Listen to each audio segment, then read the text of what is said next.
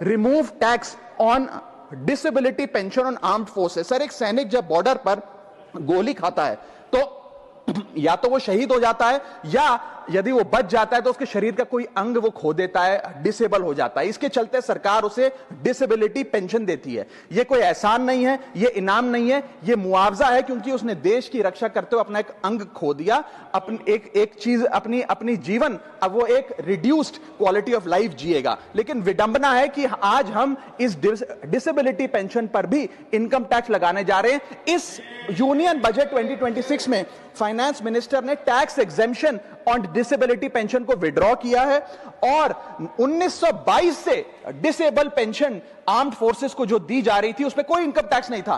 पहली बार 1922 से लेकर आज तक कोई इनकम टैक्स नहीं लगा, लेकिन अब हम उस पर इनकम टैक्स लगाने जा रहे हैं, जो कि ठीक नहीं है। मैं आपको एक उदाहरण के माध्यम से समझाना चाहूंगा। एक सोल्जर जो 20 साल का जब था, उसने भारतीय फौज को ज्वाइन किया। 25 साल सर्विस करने के बाद एक्सट्रीम कंडीशंस में उसने दिवाली बंकर में मनाई, ईद बॉर्डर पे मनाई, क्रिसमस के दौरान पेट्रोलिंग करी, अपने बच्चों के बर्थडे, अपनी मैरिज एनिवर्सरी, सुख दुख के मौके सब मिस किए। लेकिन उसने अपने सैक्रिफाइस को कभी टैक्स लैब और टैक्स एग्जेम्पशन के चश्मे से नहीं देखा। लेकिन जब ऑपरेशन के दौरान किसी इंजरी के चलते वो अपना कोई अंग खो देता है और मेडिकल बोर्ड उसे 40 से 50% डिसेबल घोषित कर देती है, तो उसके पास दो चॉइसेस होती हैं। या तो वो सर्विस छोड़ दे और पेंशन लेने शुरू लग जाए। अगर सर्विस छोड़ के वो पेंशन लेने लग जाता है तो उसकी पेंशन एग्जेम्प्ट है। लेकिन अगर वो सर्विस नहीं छोड़कर अपनी पूरी टेन्योर काम करता है, अपाहिज होने के बाद, डिसेबल होने के बावजूद भारत माता की सेवा में कार्यरत रहता है, तो उसको डिसेबिलिटी पेंशन जब मिलती है रिटायरमेंट के उपरांत, तो उस पर इनकम टैक्स इस अमेंडमेंट के द्वारा लगाया जा रहा है। सर, ये करके हम एक प्रकार से दो category of wounded soldiers create कर रहे हैं, जिसमें दर्द सहकर जो फौजी ज्यादा काम करता है उससे ज्यादा टैक्स लिया जाएगा। हम अननोइंगली पनिश कर रहे हैं सैनिकों को घायल होने के बाद जो काम करते हैं। So we are penalising courage, we are taxing endurance.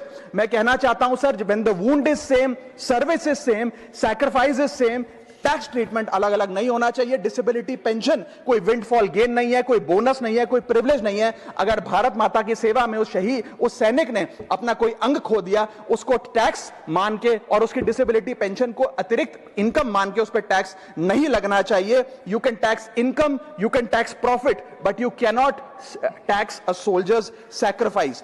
Sir, मैं बस यही कहना चाहूंगा कि एक ग्रेटफुल नेशन एक हाथ से सोल्जर को सल्यूट और दूसरे हाथ से इनकम टैक्स का नोटिस नहीं दे सकता। इसे विड्रॉ करना चाहिए and restore full income tax exemption on disabled pension for all